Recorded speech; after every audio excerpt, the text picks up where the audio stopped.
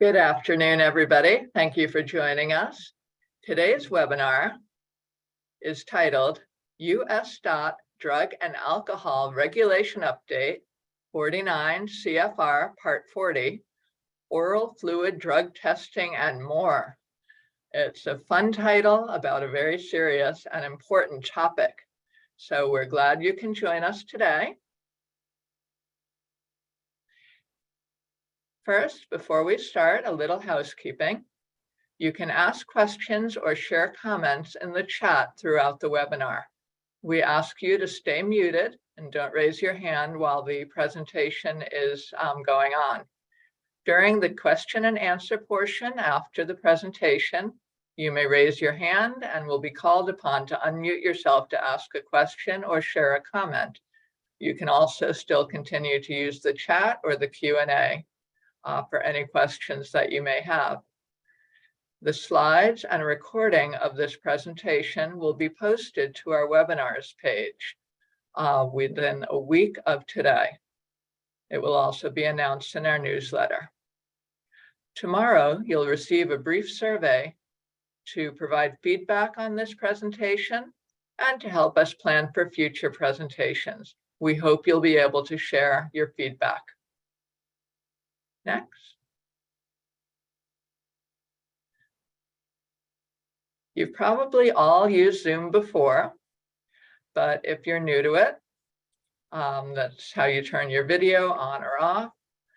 You can mute and unmute during the question and answer portion. Send any chats to the chat box. There's also a question and answer box for formal questions. And when we're in the Q&A part, you can raise your hand and you'll be called upon. Next. Now, it is my great privilege to introduce today's presenter. We are very excited to have with us today Sean Oswald, who is the Chief of Operations and Director of Drug and Alcohol Initiatives for RLS and Associates Incorporated. Sean, as a nationally respected and recognized expert on FTA drug and alcohol regulations. He oversees many of his firm's largest multi-year compliance oversight projects and directs all of RLS's drug and alcohol oversight training projects for transit systems, for state DOTs, and others. He's presented at many national conferences, including ours. Mr. Oswald has extensive experience in federal regulatory assessments, having conducted over 1,000 compliance and policy reviews across the country. He is an excellent presenter and a skilled trainer, and he's known for his friendly demeanor and ability to put people at ease and explain complex regulations and concepts in a simple way. The next slide will talk a little bit about National RTAP if you're unfamiliar with us. We're a training and technical assistance center funded by FTA through its Section 5311 rural program. We provide free training, materials, and technical assistance and programs such as this webinar to rural and tribal transit providers and to state RTAPs. We're governed by a review board, 14 state DOT and rural and tribal agency managers from across the country. Our website is nationalrtap.org. Next. And we also have another library besides the National RTAP library that we oversee, but it is a library about transportation coordination, and it includes resources from FTA and all of its transportation technical assistance centers. It's called TACL. And now I'm going to turn it over to Sean, who will start the presentation. Thank you, Sean. Thank you, Kara. So good afternoon, everyone, and good morning to those who, I think it's still morning on the West Coast. I was looking through the participant list, and there's a lot of familiar names. So hello to those that I know and those that I don't. It's nice to have you all on here, and so that we can discuss this topic that's pretty time relative, and also just something on the top of a lot of people's heads if you have any role in administrating a drug and alcohol testing program under DOT rules. Just a couple of other disclaimers before I jump into the meat and potatoes of everything is that I'm not with US DOT. I'm not with FTA. I don't represent US DOT, and I don't represent FTA. I don't speak on their behalves. And so I'm just speaking on this topic matter relating to DOT drug and alcohol regulations. But it is important to know that I'm not speaking with the authority of or on behalf of US DOT or FTA. All right, and so with that disclaimer stuff out of the way, we'll get into it here. So what are we talking about? The what is that Part 40, which is the regulation that governs US DOT's drug and alcohol regulation, drug and alcohol program, it was updated. And so why was it updated? That's kind of a foundational question here. The why is, a lot of people don't know this, but I think it is interesting to understand, and it might just help you get better insight into why sometimes DOT does certain things certain ways when it comes to drug and alcohol testing. US DOT doesn't have complete autonomy or control of their own requirements. Now, they have a lot of control, but the federal law that kind of authorizes and enforces this federal regulation, that's called the Omnibus Transportation Employee Testing Act, that was passed by Congress a long time ago. But that law said, okay, for federal testing, everyone has to kind of align with Department of Health and Human Services.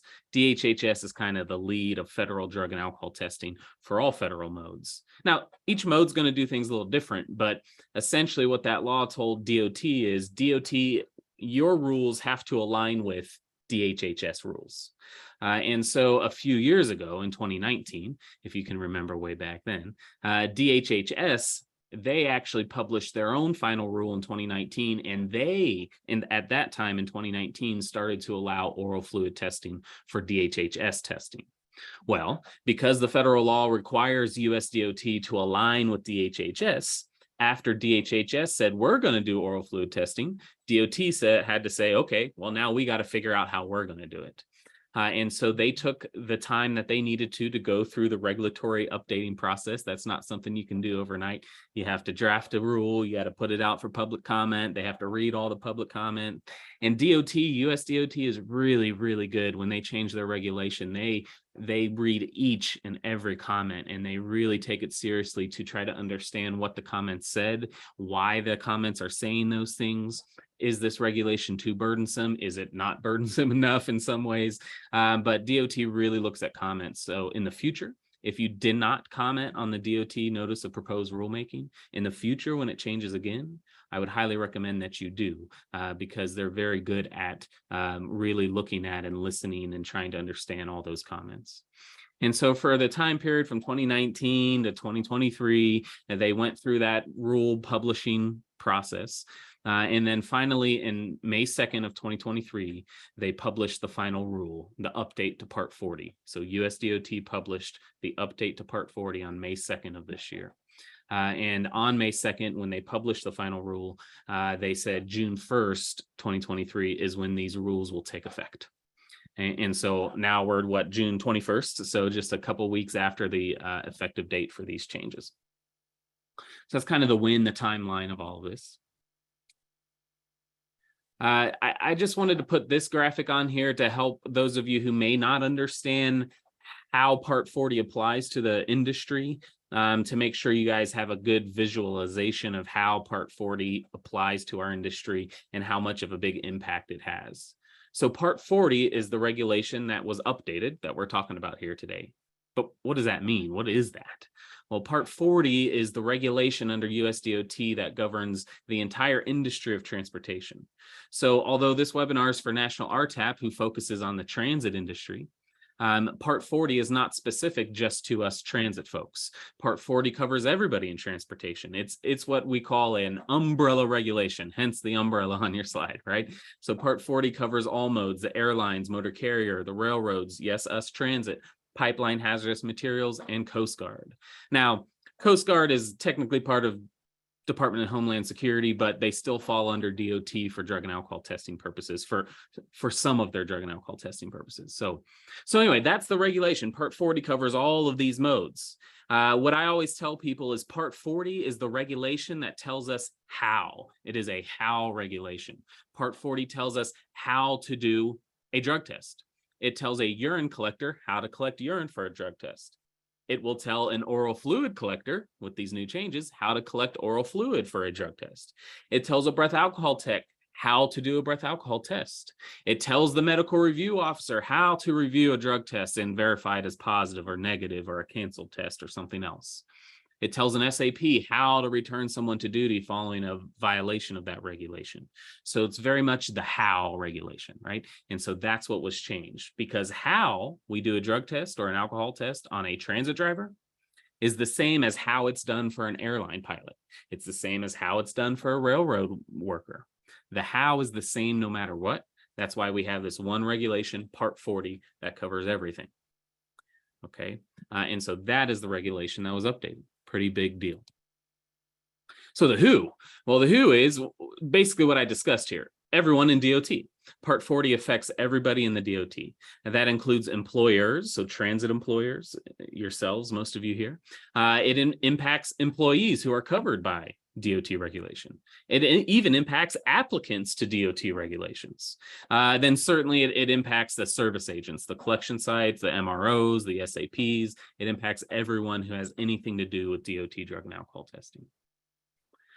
So what is the headline from all of this Part 40 update that was effective June 1st? The big headline that flashes that everybody knows about is the addition of oral fluid for drug testing.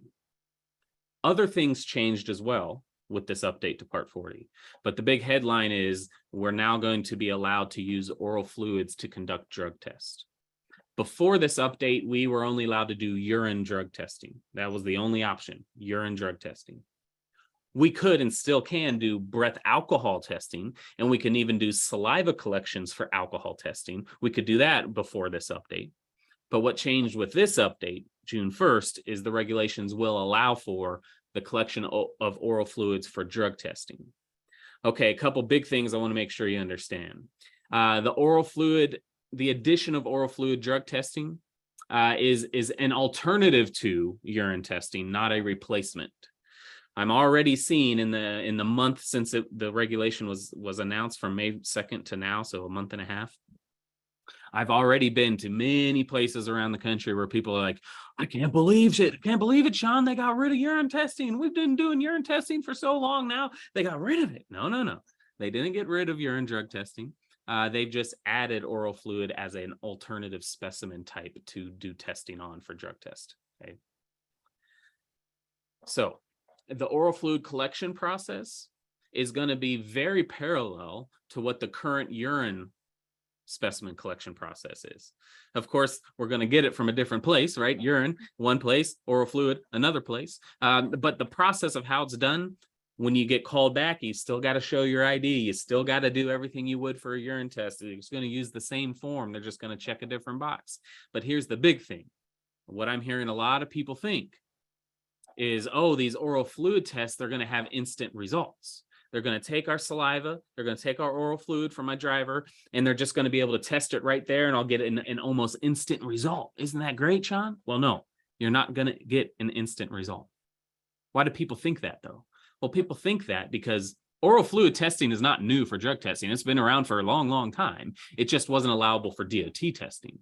And so other employers, they might already be doing oral fluid for non-DOT, non-federal testing.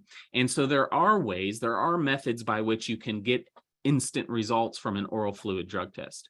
But DOT did not go that route because those instant test results are not nearly as reliable or valid as the gold standard DOT testing process that's required under DHHS. So what does this all mean? For DOT oral fluid collection, the process is going to be, I'm just going to generally go over it, not go through the specifics here, but they're going to collect an oral fluid specimen from the oral cavity, right?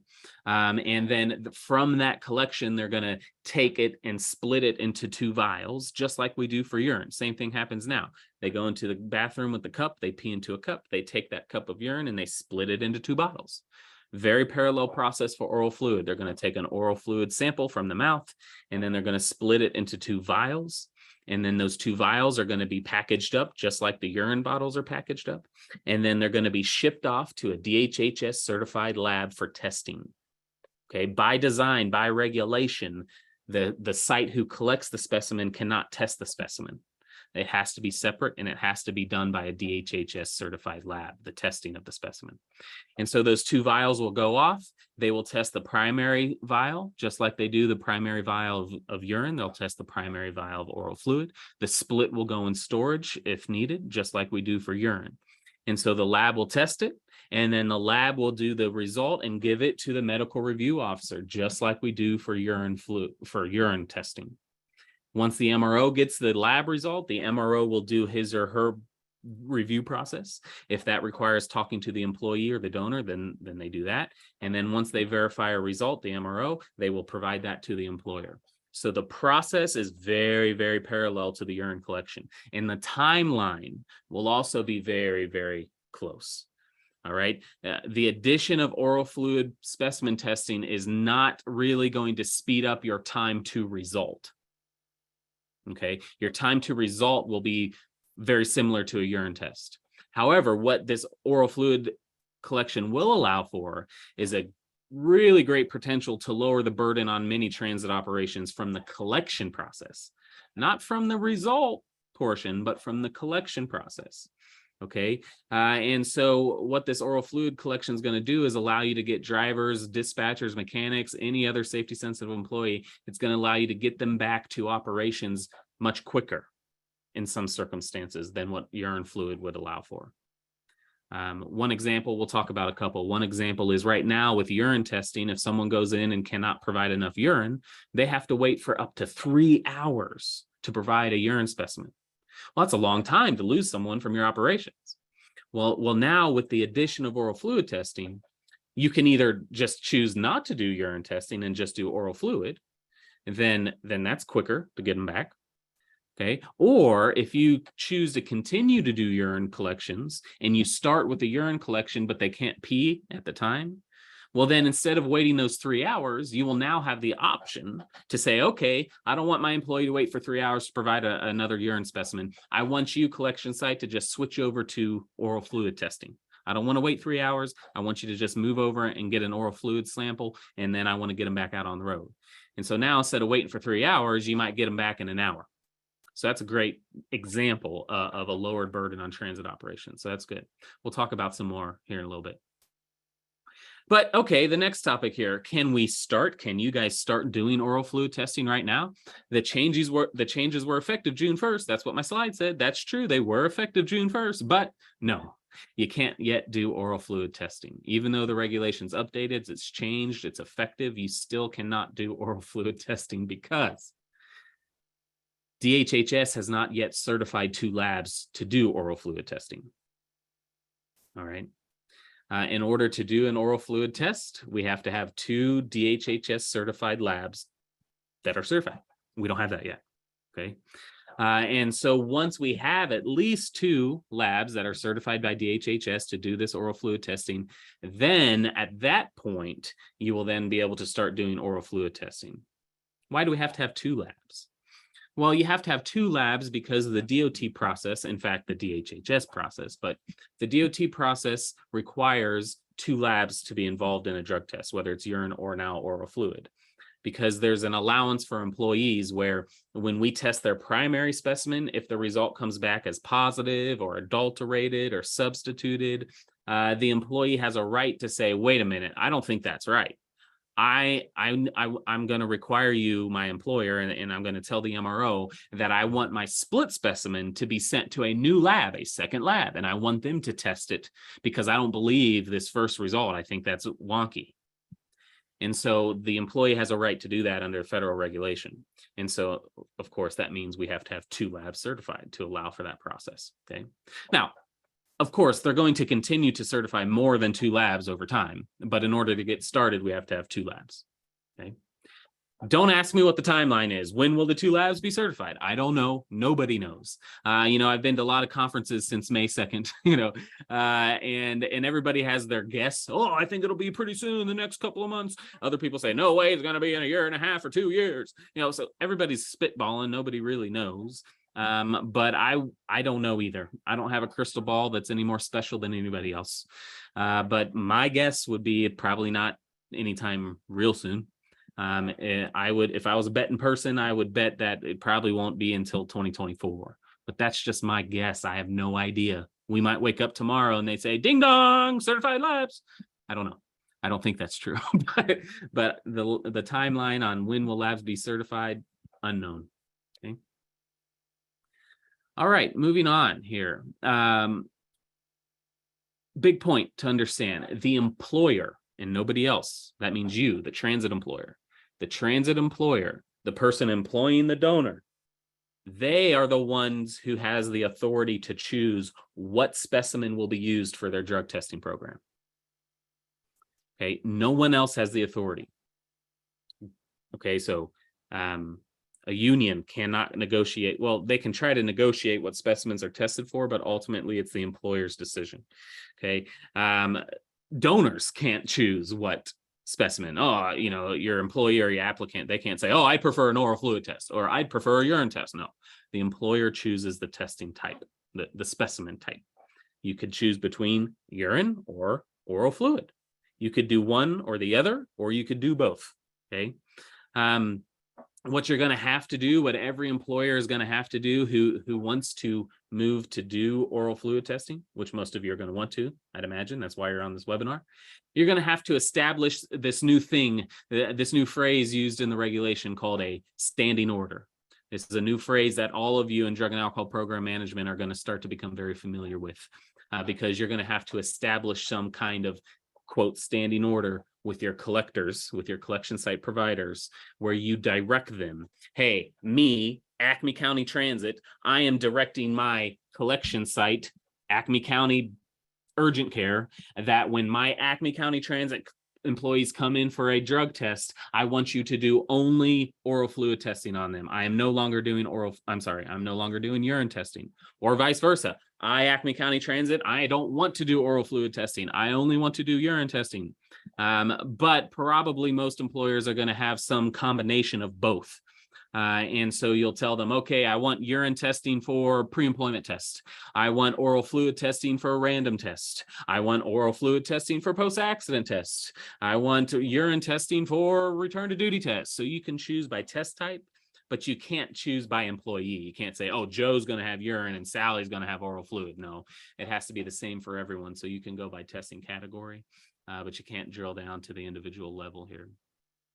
Your standing order might also have directions about how you want them to handle going to an alternative specimen if the first one's not available, right? So if someone goes in for a urine drug test and they have a shy bladder, part of your standing order could be, if anybody is present for a urine drug test and they have a shy bladder, I don't want to wait 3 hours. I'm ordering you to just switch over to oral fluid testing.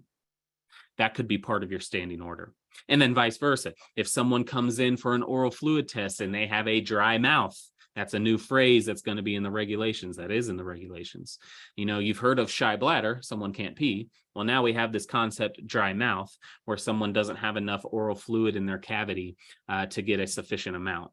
And so your standing order might say, okay, if someone has a dry mouth, I don't want to wait the hour that we have to wait for a dry mouth. I want you to switch over to urine fluids. That probably isn't going to be the best idea because, well, if you switch because you don't want to wait an hour and you switch to urine and then they can't pee, now you're going to have to wait 3 hours. So in any case, that's what these standing orders are going to be. Your directions to your collection sites on when you as the employer are choosing to do urines, oral fluid testing, vice versa, when you want them to switch from one to the other, whatever. That's going to be the standing order, okay? All right, now, In order for you to do oral fluid testings, of course, your collection site staff personnel, they're going to have to be trained to do oral fluid testing. So even if DHHS certifies 2 labs, if your collection site doesn't get their staff trained to do oral fluid collections under DOT rules, then you can't do it with that collection site. At least you're either going to have to make them get trained, say, hey, you guys better get trained or I'm going to go somewhere else. Or you're just going to have to go somewhere else if you want to do oral fluid testing.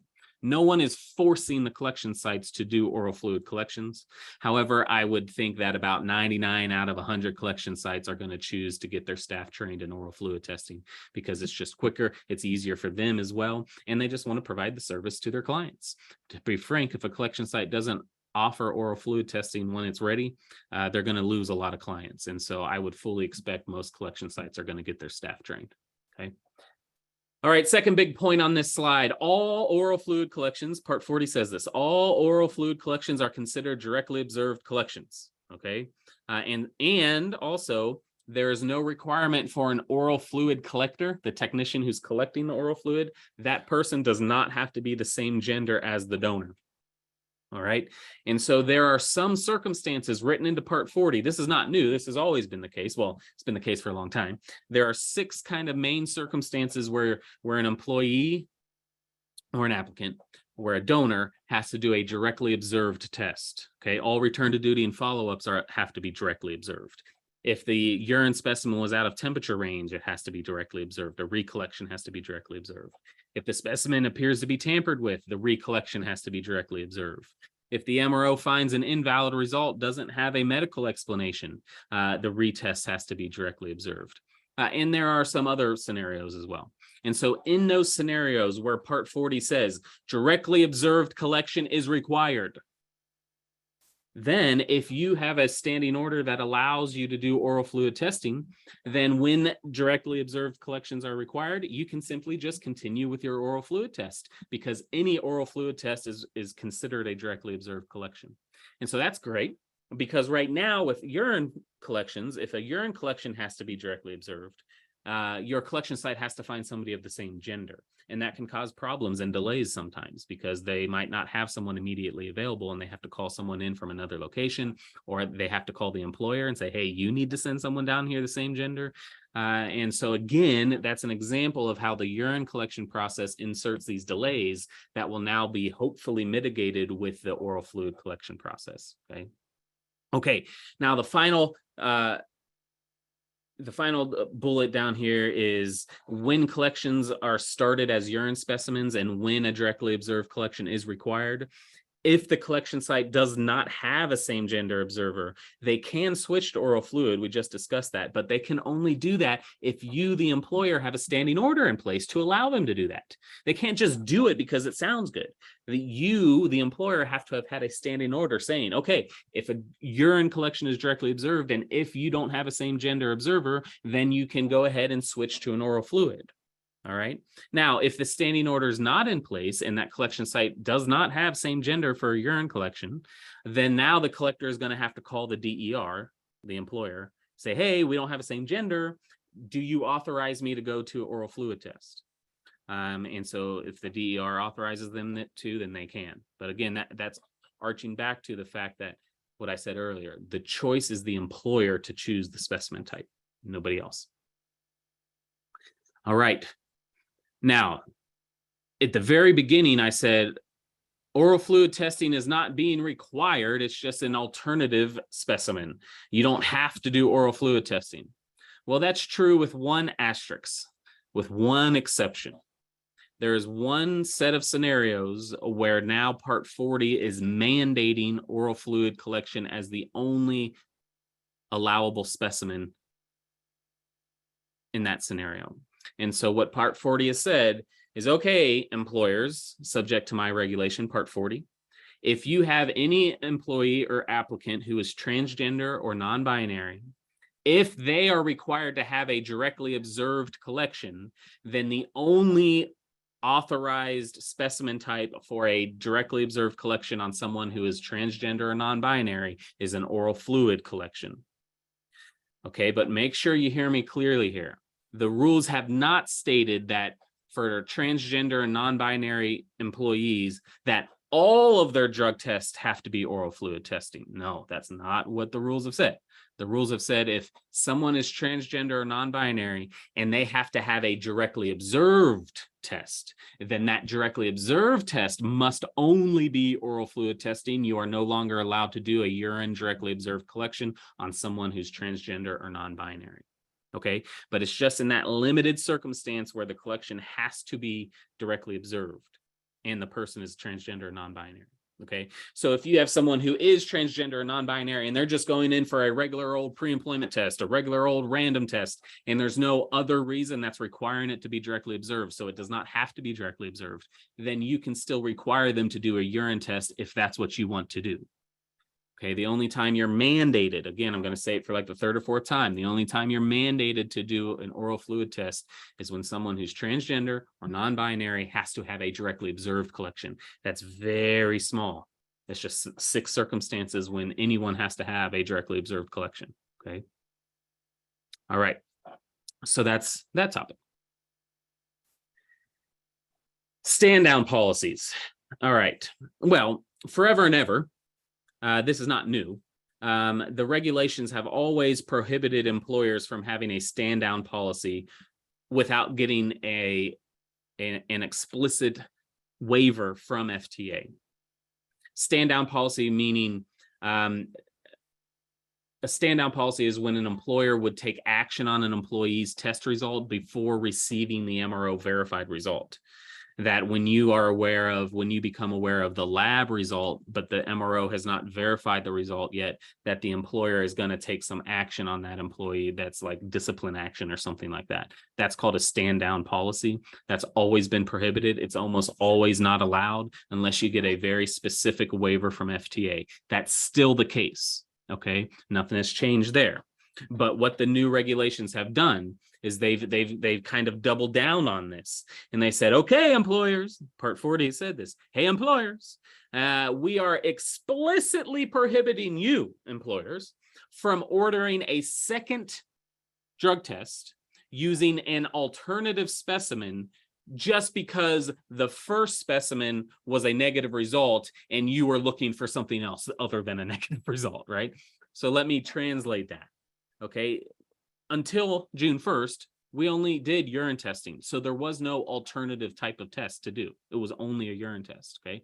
But now that we can do urine or oral fluid testing, what the regulations have said is they've said, all right, folks, employers, if you send a driver in for a urine drug test and that result comes back as negative, you are explicitly prohibited from saying, that's bullcrap.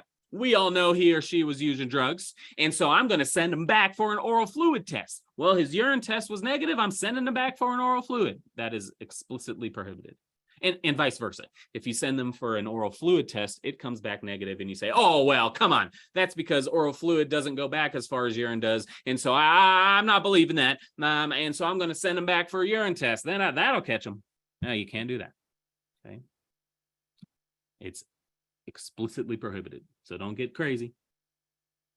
The only time I could ever see this, an employer really wanting to do this, is perhaps in return to duty, post-accident, and reasonable suspicion testing.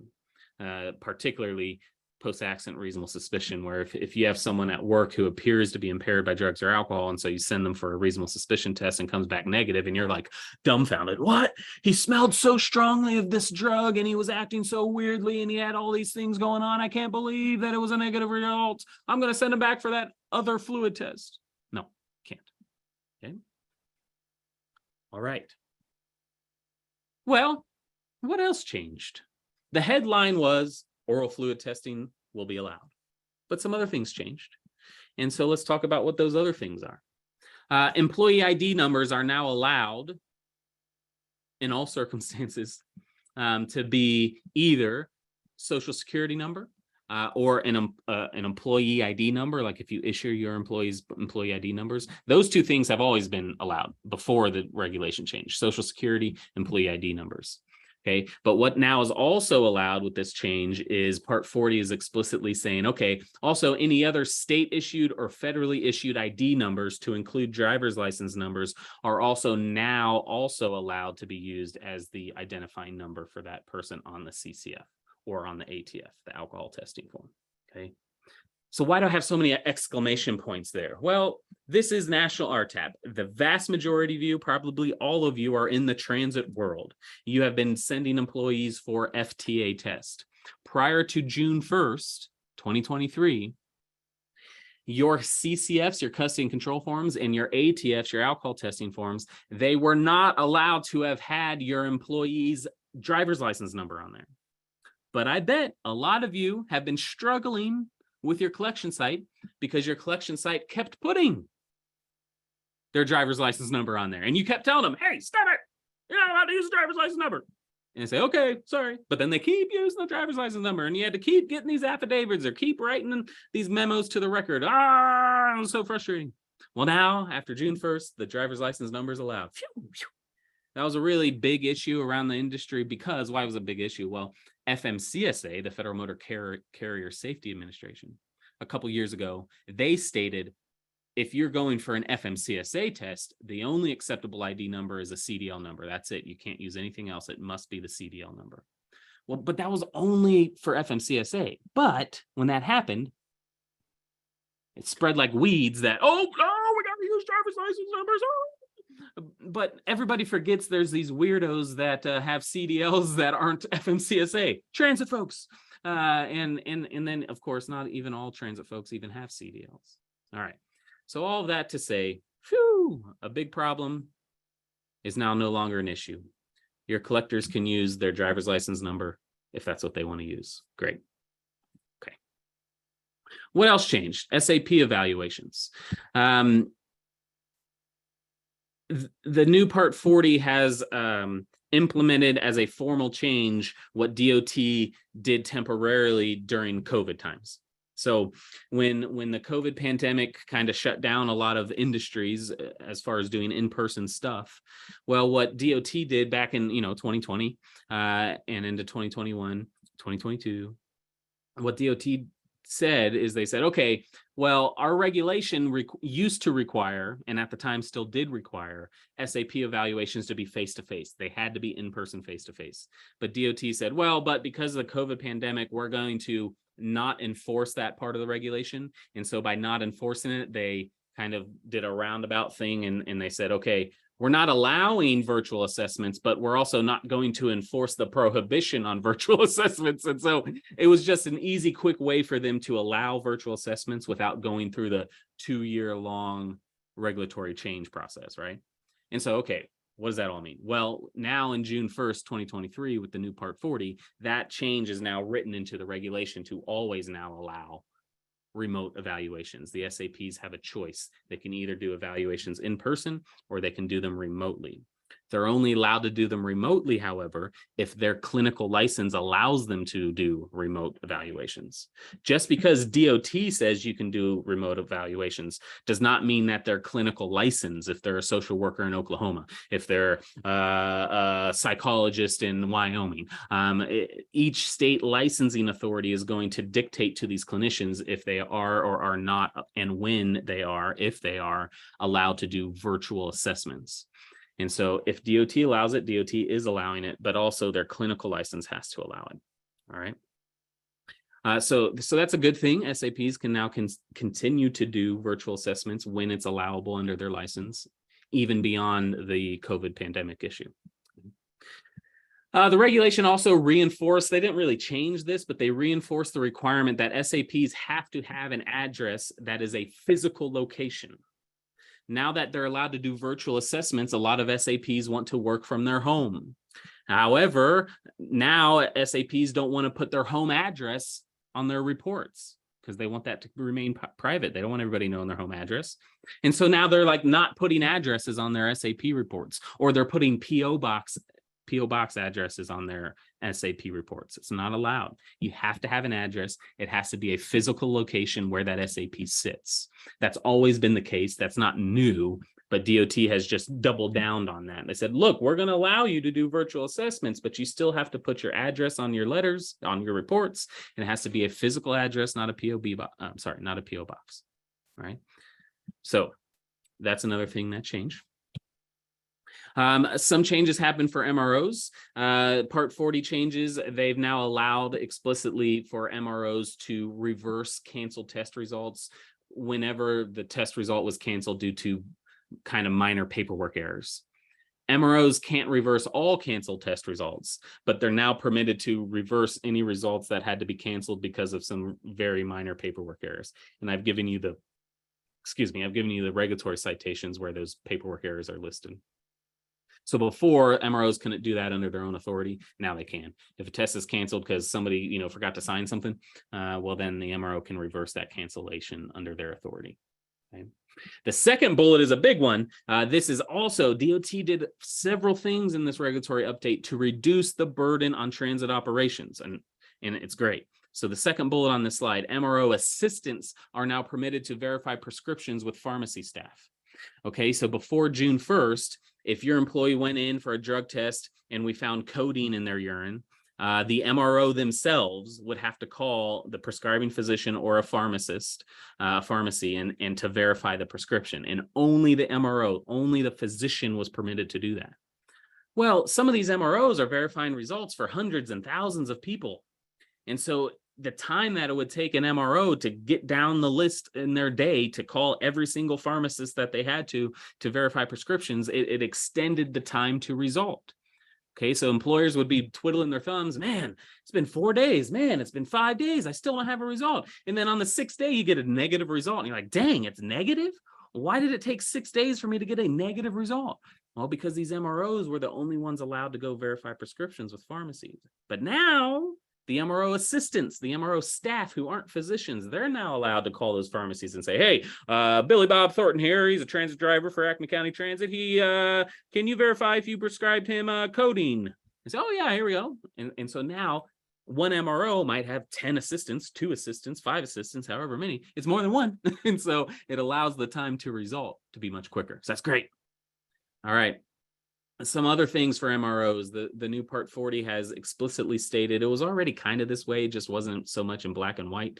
But now it's very explicit that when an MRO has a safety concern based on a medication that someone's taking, even though they have a prescription for it, if they have a safety concern about that prescription, then when they issue the safety concern, they cannot put the details of that safety concern on the CCF. They have to give that safety concern detailed documentation on a separate portion of paper. Okay. And so the issuance of safety concerns is not new. It's just now the MROs know in black and white, they're not allowed to put it on the CCF, the details about it. That has to be separate from the CCF because it's going to have medical condition issues with it. And we don't want the CCF to have anything with medical conditions on it. That would blow a lot of legal things up. Okay, so that's why they want it separated. All right, big thing here. A lot of people are asking, are my MROs going to have to get retrained because of this addition to oral fluid testing? No, DOT has said MROs do not have to get retrained. Their current qualification is good. They don't have to get any new formalized training because we're now allowing oral fluid testing. Okay, so that's easy. MROs don't have to get retrained. The collectors who are going to collect the oral fluid testing, absolutely bet your rear end they got to be trained. But MROs, they don't have to be retrained. Okay. Now, US DOT has strongly advised and encouraged MROs to seek out professional education about oral fluid testing, but they don't have to. Okay. And then finally here, there's been rules put into Part 40 now about how medical evaluations will be done for a shy bladder and a dry mouth scenario. Okay, so I discussed earlier a couple slides ago where you now have these standing orders where you can tell your collection site, if my employee comes in for a urine drug test and they have a shy bladder, I'm directing my collection site to not do the shy bladder process. I want you to just switch to an oral fluid test. Okay, well, now we switch to the oral fluid test. And what if they also have a dry mouth? They had a shy bladder and now they have a dry mouth. Well, what they're going to have to do is they're going to have to go get a medical evaluation. But what the rules are very clear on is the medical evaluation will be about whatever the last specimen collection was for. Okay, so if they started with urine, had a shy bladder, they moved to oral fluid, had a dry mouth, then the medical evaluation is only going to look at dry mouth. It will not look at shy bladder. It's only going to look at dry mouth. Okay. And then vice versa. If we started with oral fluid, they had a dry mouth, they moved to urine test and then had a shy bladder. Now in that scenario, the medical evaluation is only going to look at shy bladder because that was the second specimen. Okay. Someone asked, do all these rule changes apply equally to pre-employment testing? Yes. Easy answer. All right, what else changed? Well, there's a lot of definitions, a lot of terms that the definitions had to be changed simply because we added a bunch of new terms. Nothing existed before about oral fluid testing, so that's a new term. This term of dry mouth, and just there's a lot of terms. Those are just two examples, but a lot of terms, the update had to force the definition to be revised. And so there's a slew of terms, 20 plus terms, that where the terms are still there, but the definition had to be revised. Okay. All right, what else changed? Well, with the change to Part 40, they did what I think is a very good thing. They said in changing Part 40, through this Part 40 change, we are also amending the DOT agency regulations as necessary to be consistent with Part 40, right?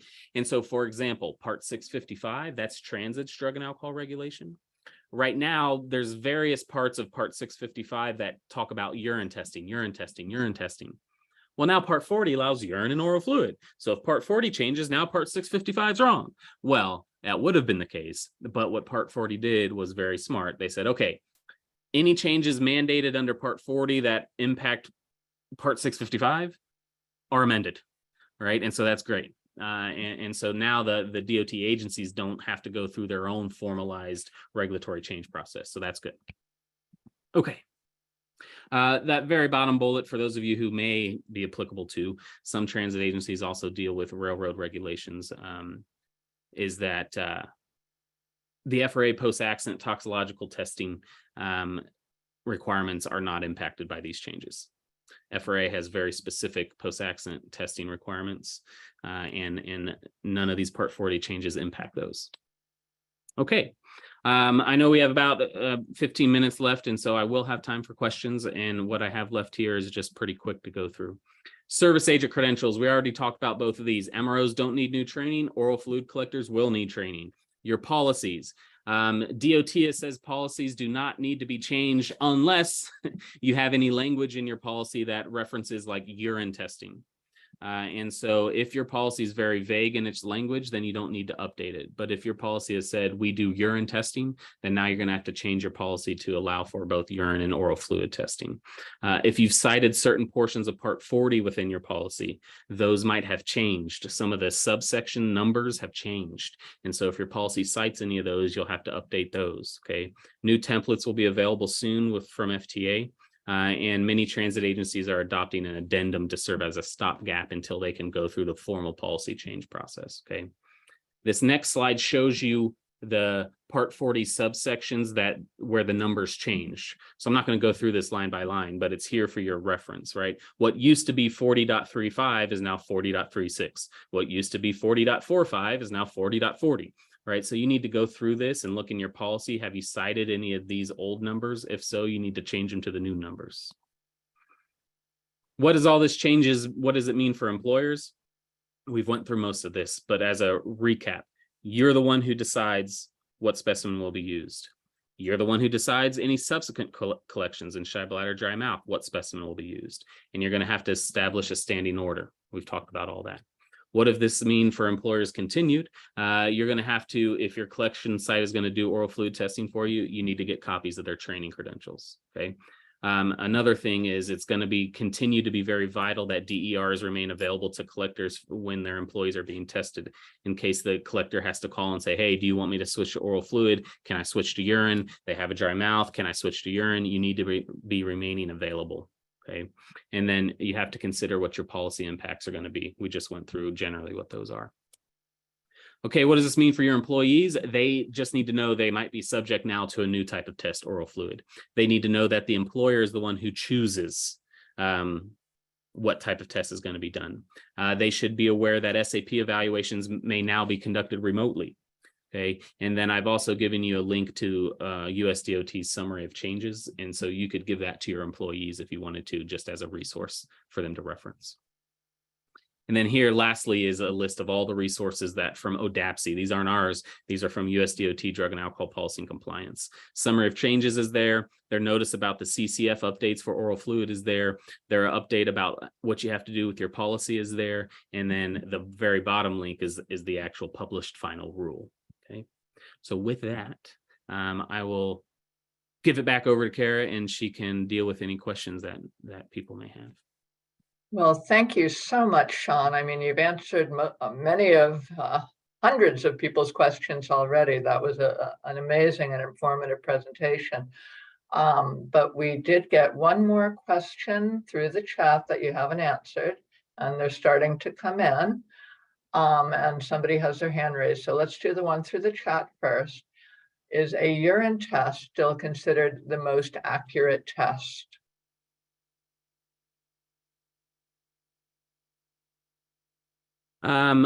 That's a tricky, misleading question that I know you didn't mean to be misleading, whoever asked it, but what the regulatory changes have said, what DHHS has said, and what DOT has to align with is they've simply said oral fluid is now allowable and it is consistent and reliable, right? And so is it more accurate? Is urine more accurate?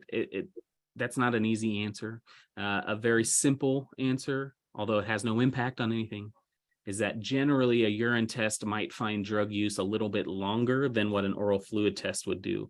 An oral fluid test would only find use that is really recent, whereas a urine test could find a little bit longer back, but not drastically longer. And in fact, DOT actually views that as a good thing, because DOT is most concerned about current use. Are they currently using drugs right now?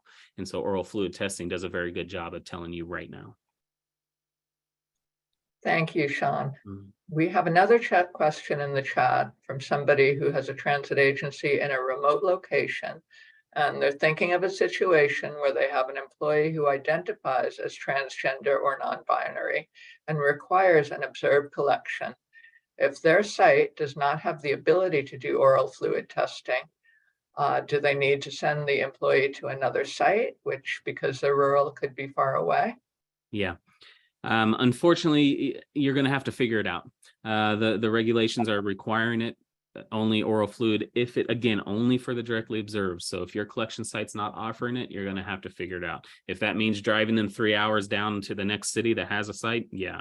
You could also consider just pleading with your collection site, please just do it. You're really going to help us, provide us a service, please. We'll give you we'll pay for your training. You could consider training your own staff to do oral fluid collections, but I'd recommend that be the last option, because that just has inherent, conflicts of interest. It cannot be the direct supervisor by federal regulation. It cannot be the direct supervisor. It can't be anybody who has a conflict, like a longtime friend, a cousin, a wife, a kid. And then honestly, it creates a weird work environment if my coworker now has to take my spit. It's like, I just don't want that to occur. So as a last option, that's something you could consider. Thank you again, Sean. I'll take the next question. It's about the slide posting. Could the slides that state what changes need to be made in current policies be sent? They are going to be posted on the National RTAP website, and everybody who attends today will receive an email tomorrow afternoon asking you to participate in an evaluation survey. And if I am able to post the slides tomorrow, which I hope to be able to, that will be in the email. And we do promise to post the slides within a week. And if I can't post them tomorrow, we'll announce the slide posting in the next e-news. Okay, the next question for Sean. Do you recommend the transit system drug and alcohol policy specifies the standing orders written in the policy? Would I recommend your drug and alcohol policy reference the standing order? I'm not sure exactly what you're asking, but I'll try to answer all possible things. it's my opinion, and this is just my opinion. It's my opinion that policies aren't overly specific, but also aren't overly general, right? And so I don't think you should put absolutely everything about how you're going to do drug testing within your policy, because then when you want to change something, you got to change your policy. But also, I wouldn't want to just have one sentence that says, we'll do testing in accordance with Part 40, because that's just too generic. There's some middle ground where you can say, we will conduct testing in accordance with Part 40. We've chosen to issue a standing order with our collection sites that dictate what specimens will be used. Employees can request a copy or training, or have questions about the standing order can get with HR or with the DAPM, something like that, so that you have flexibility to change your procedures without changing your policy. Great. I'm going to take a break from the chat and QA questions because we've had Kimberly Courtney with her hand raised for a while. I want to make sure she gets to ask her question. Kimberly, I'm unmuting you.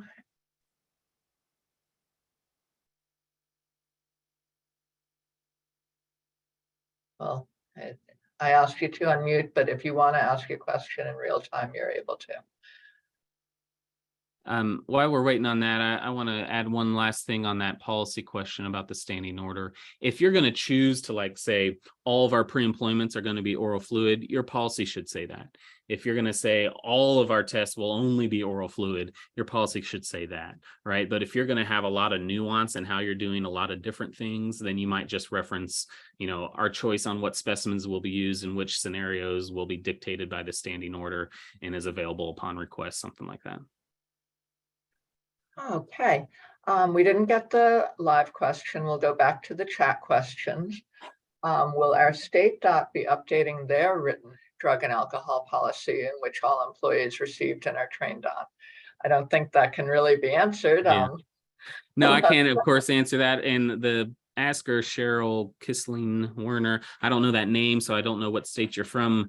All I can say is the state DOTs we work with who offer their subrecipients like template policies, the state DOTs are working with FTA to update the template that they provide to the subrecipients. It's just that hasn't yet happened. I think it's going to happen very soon, where FTA is going to say to the state DOT, okay, your template changes are good and you're free to push it out to your subrecipients. But I don't know if that's going to happen in your state because I don't know where you're at.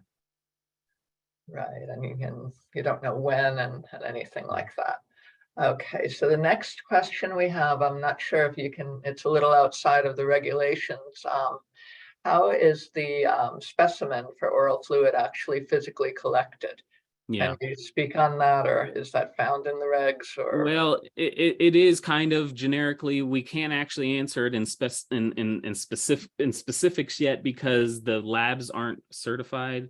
As part of the labs getting certified, they're going to certify a collection kit, and so it depends on what collection kit is certified that will dictate the absolute details of how it's physically collected. But generally, it'll be some collection device. It might be one collection device that goes into the mouth, and then the saliva that's collected is split into 2 vials, or it may very well be 2 collection devices that go into the mouth and then are removed at the same time, and the saliva is removed. We don't know yet those details, but it's going to be one collection of specimen that's then split into 2 vials.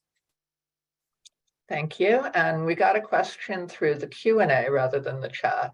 Where can participants of this webinar find information on training for our collection site? Is that available yet? I mean, this might be one of the first trainings. Well, if you're asking, like, we want to get our staff trained on how to do oral fluid collections, that doesn't exist yet. Again, because the labs aren't certified, we don't have a kit that's certified.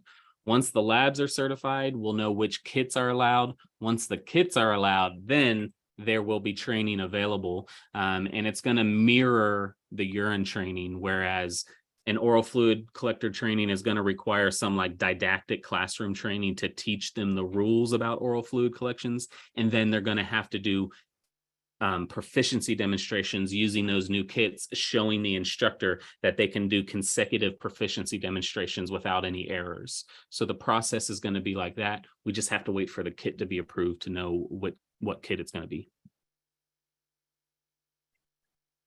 Great. Thank you. And I see one more question.